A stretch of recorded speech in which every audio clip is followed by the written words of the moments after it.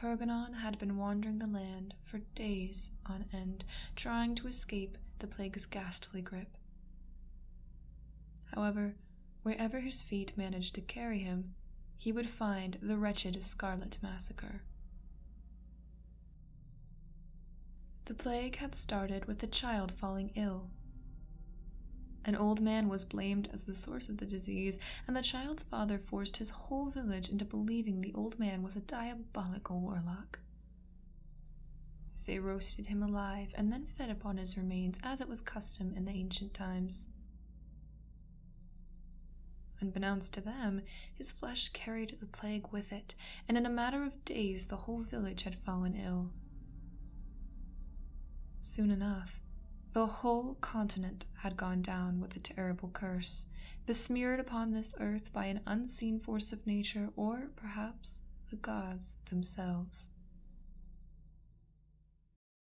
The plague was named soon after as the Scarlet Massacre because it left no survivors in its path. Mostly it was named Scarlet for the signature blood-red blisters it would cause on the victim's skin, mostly around the groin, joints, and appendages. The first symptom of the disease is delirium and the loss of touch with the world. During the initial stages of the outbreak of this invisible mass murderer, the ailing villagers would become so delirious they cried out with great panic that the skies had turned black on them. Perganon had gotten tired of seeing death and suffering, and thus he had left his hometown to find some solace in a place the plague had yet to strike down.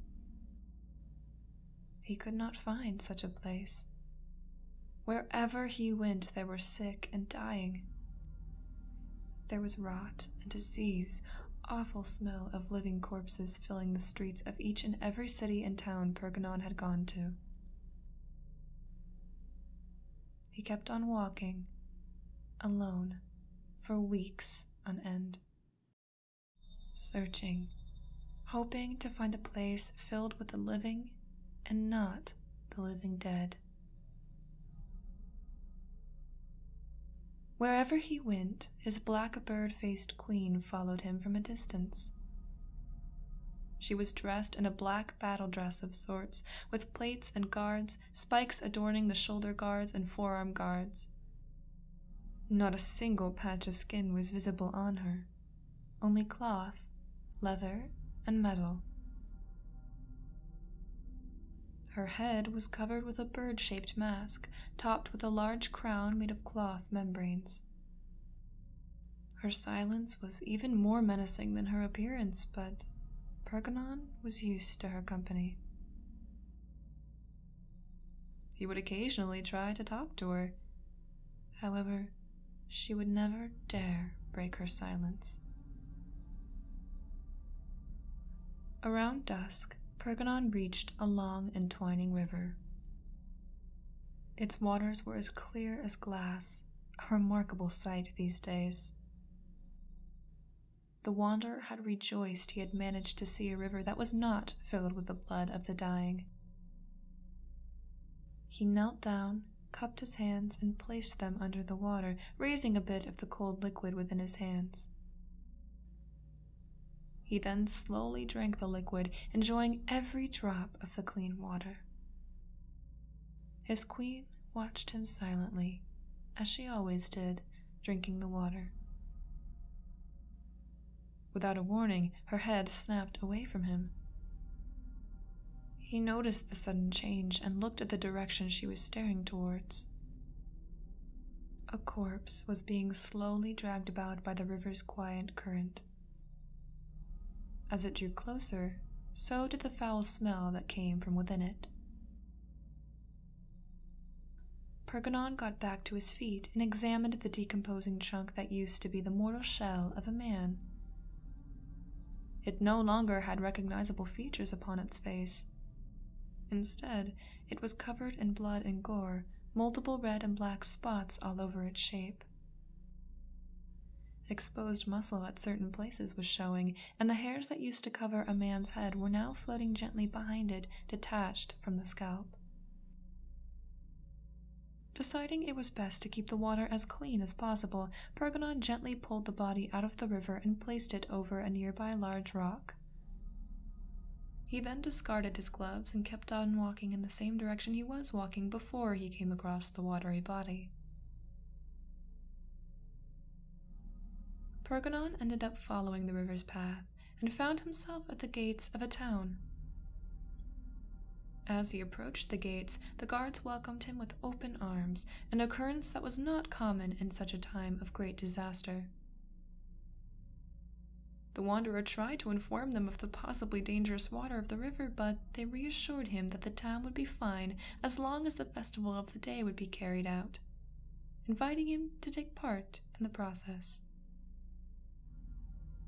Pergonon took this as a chance to spend some time away from the death and rot he had encountered for so long, and entered past the gates of the town, his blackbird-faced queen following undetected behind him.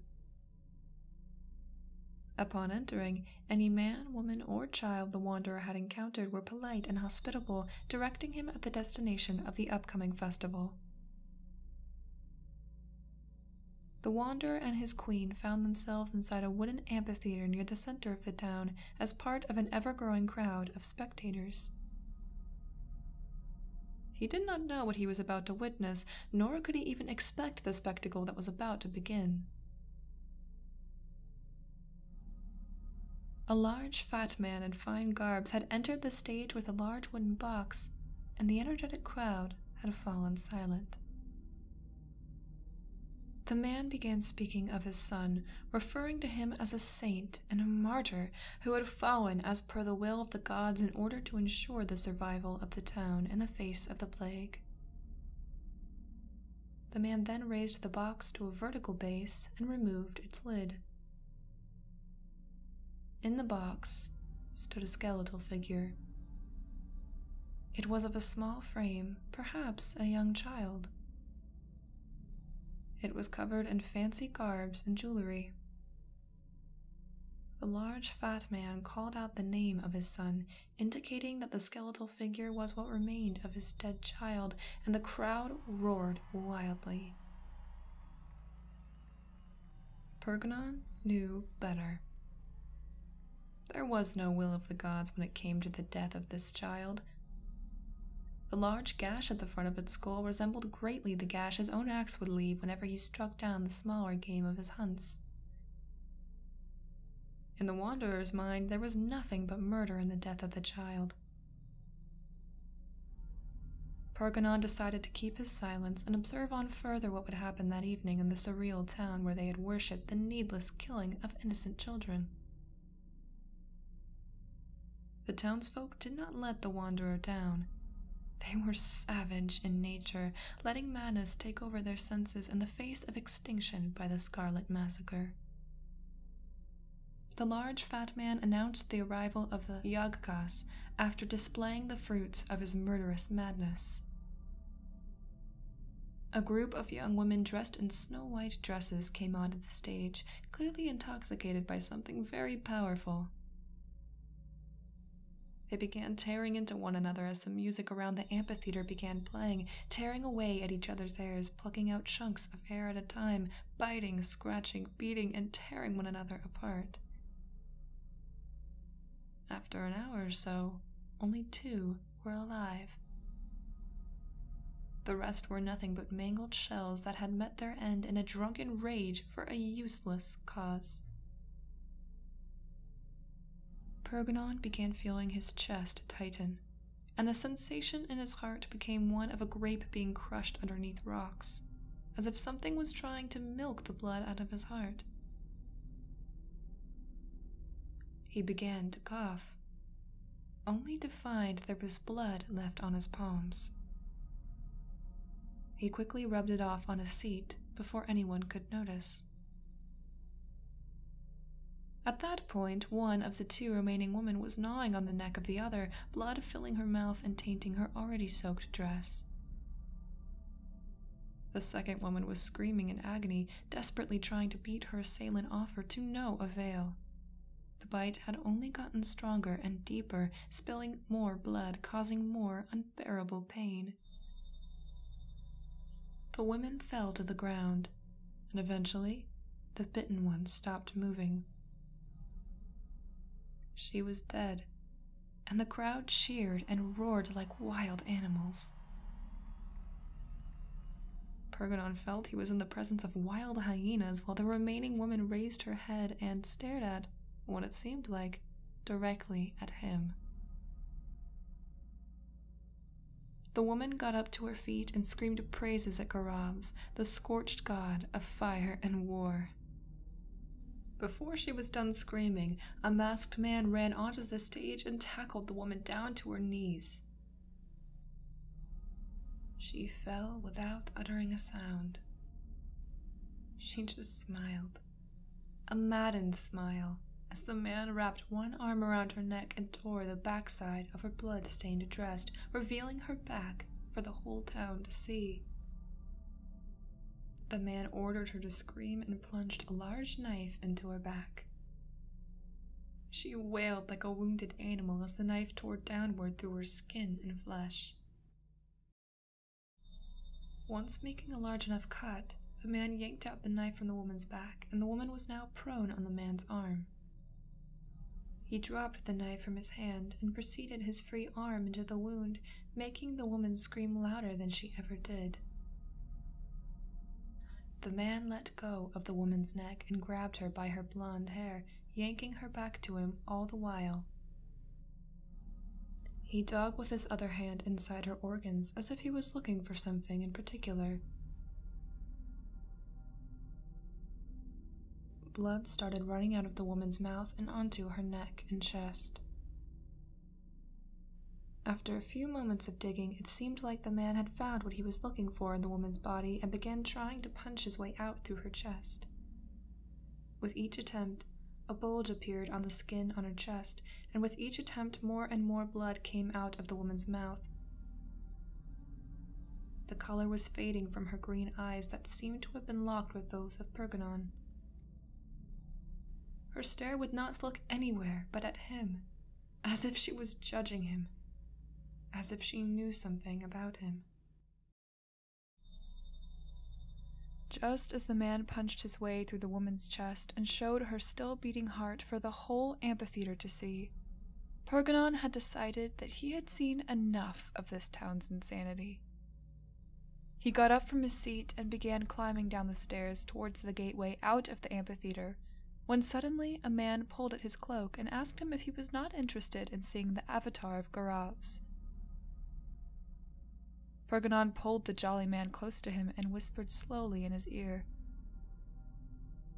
"I come from a place where it is rumored that the great king had seen the face of a god and lost his mind.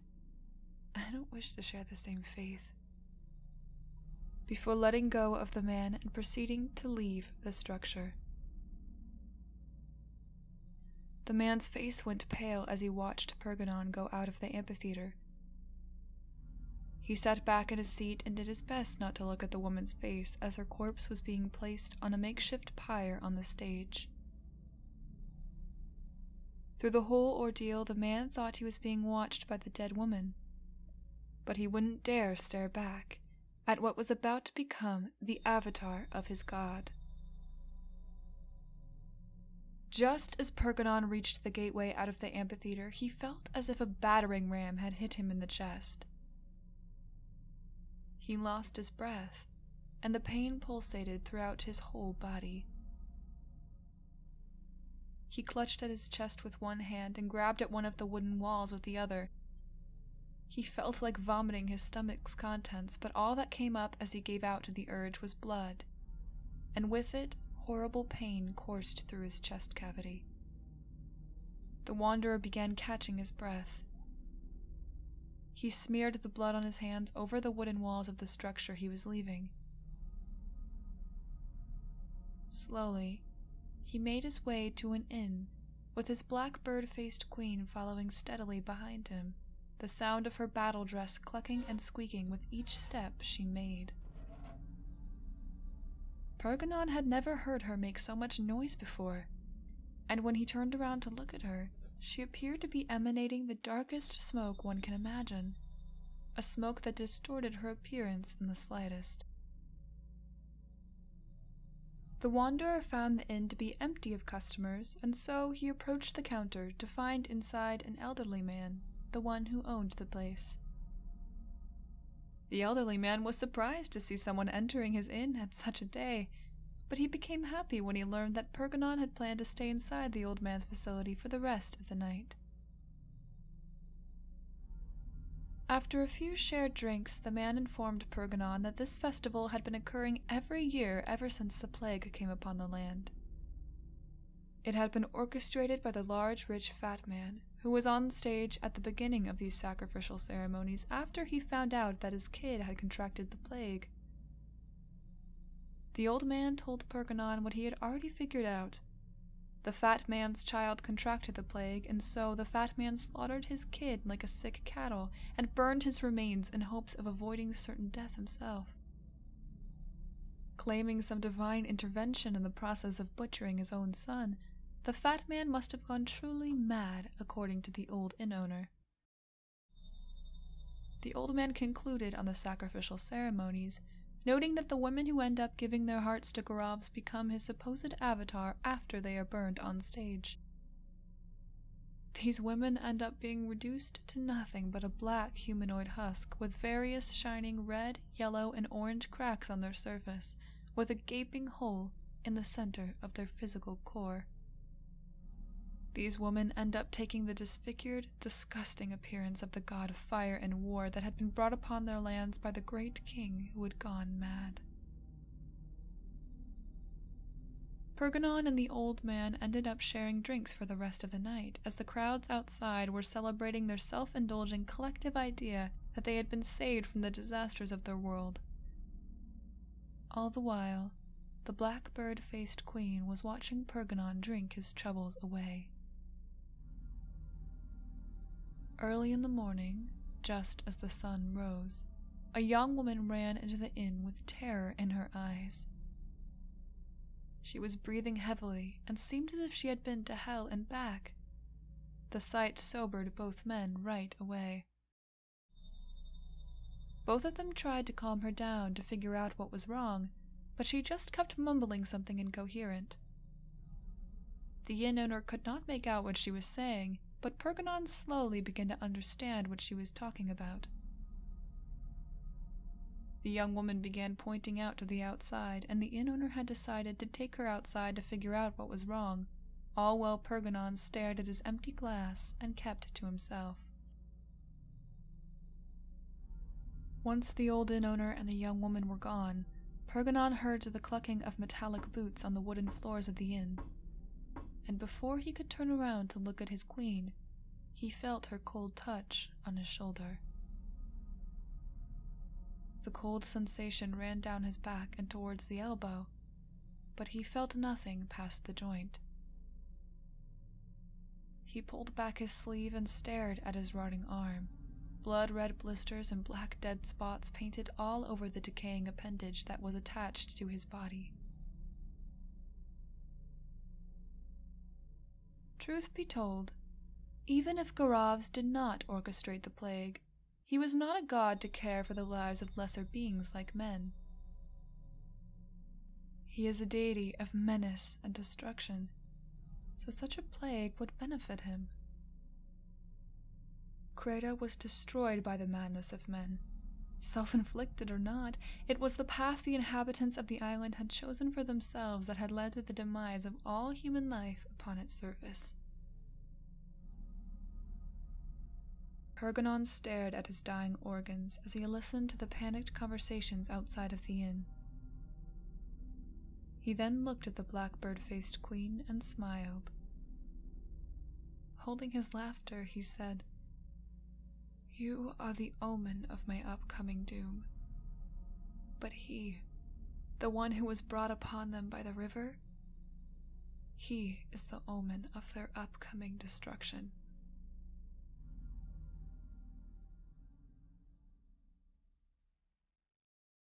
After the passing of the wanderer to the Scarlet Massacre, the blackbird-faced queen had visited the lives of many who were sick with the plague.